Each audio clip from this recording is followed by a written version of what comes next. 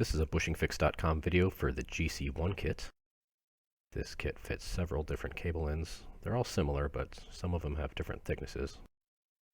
We'll talk about why that's important in a little bit. Start by removing the clip fully from the cable end. Remove the cable end and don't lose that spring, you'll need it later. You'll need to use a drill bit to drill out the end of this cable end. That'll be a 3/8 drill bit, and you'll want to drill through the side that is already circular. I recommend using a vise to do this. If you don't have a vise, you can use something else to hold the cable end. Not your hand, but something.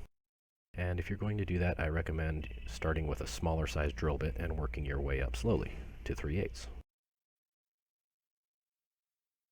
Once you've drilled out the cable end, on some cable ends there will be 2 tabs that are left inside. Now we need to remove those tabs, and we'll do so by prying on them with a pocket screwdriver or needle nose pliers. And once they sort of bend a little bit, they'll break off pretty easily.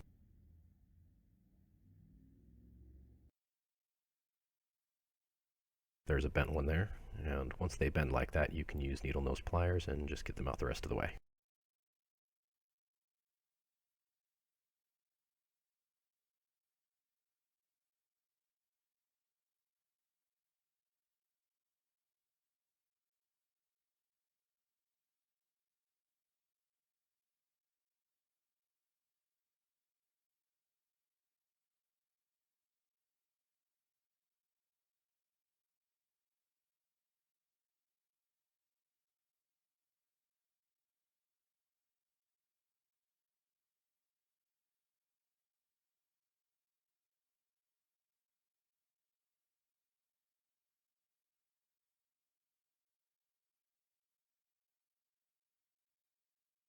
Once both of those tabs are out, if you'd like, you can use a file to clean up the cable end, but it's not required.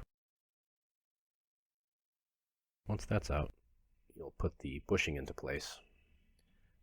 Now the cable thickness matters because on some cable ends the top will be sticking out like this, and on other cable ends it will be flush. Once you've got the bushing in place, you can put everything onto the shift lever, and when it snaps into place, that will hold everything together. Adjust the shift lever according to the service manual, and that's it, you're done.